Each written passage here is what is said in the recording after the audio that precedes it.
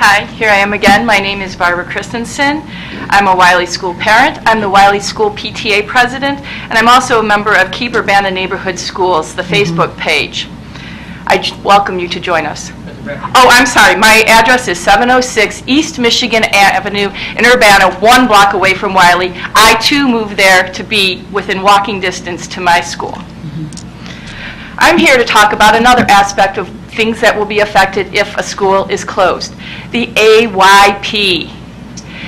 Let's hit you where the money is, the federal dollars.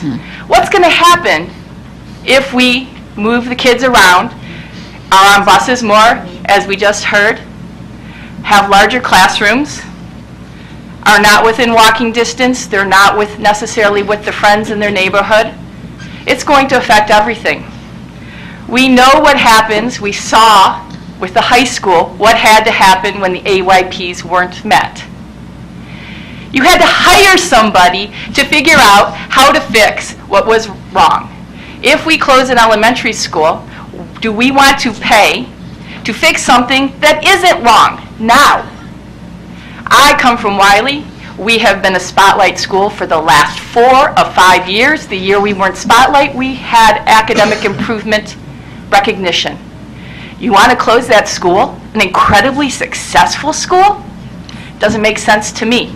And we have very successful schools in all the other schools also. I want to give an example of how I think this will be affected. My son is a second grader. I also have a child who will be a kindergartner next year.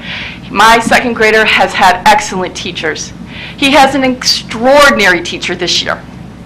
This is a talented and gifted teacher, so special, one that you would wish all your children would have. She truly loves every child in that class, loves teaching, loves every child in that class.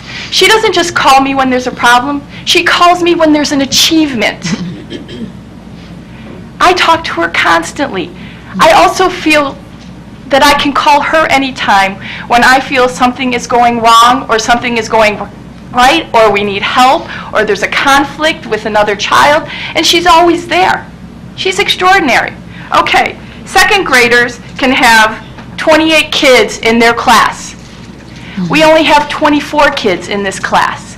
So this teacher, who gives all this extraordinary attention to all her kids and all their families, if you add 4 more kids to her class, will she have time for that? No. She also is preparing my son and all her kids for next year in 3rd grade when they're going to have to take those ISATs, whether we agree with the testing or not. She makes it a game. They have a monthly test where they have 100 math problems, simple addition, and from the beginning of the year, she wants them to progress, and by the end of the year, to be able to complete those 100 problems correctly. My son did it 3 months ago and has continued to do it. But it's a game, it's a challenge for him. It's a little test, a little timed test, getting him ready for next year. She does this with many other things. Will she have the time to do this if she has 28 kids in her class? Or if she has more kids in her class and a teaching assistant? It won't be the same.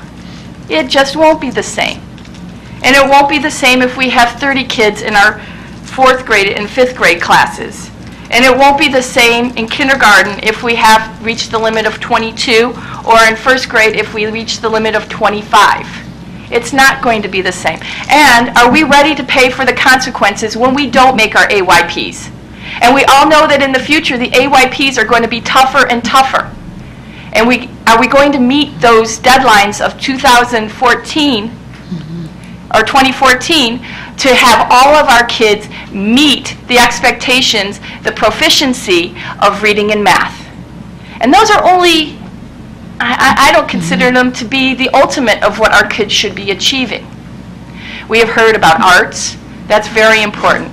We have PE. We're a state that recognizes how important PE is. I come from Michigan. They don't have PE anymore. They don't have buses anymore. They don't have a lot of things anymore.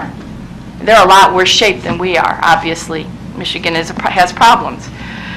But I want to point out, I'm here as a Wiley parent. I have a vested interest in Wiley. I love Wiley School. You can tell I'm passionate about it. But as other people have said, this is not just about Wiley. I don't want Wiley to close, but I don't want any school to close, because even if another school closes, it's going to affect my son where he is. So I ask for a transparent process. I want to know what is going on. As Mrs. Quisenberry pointed out, there are rumors flying all over the place, and we don't know where we stand, and we'd like to know, and it's your job to tell us. Please consider all of this, and for a projected savings of $500,000, somehow we can make a difference.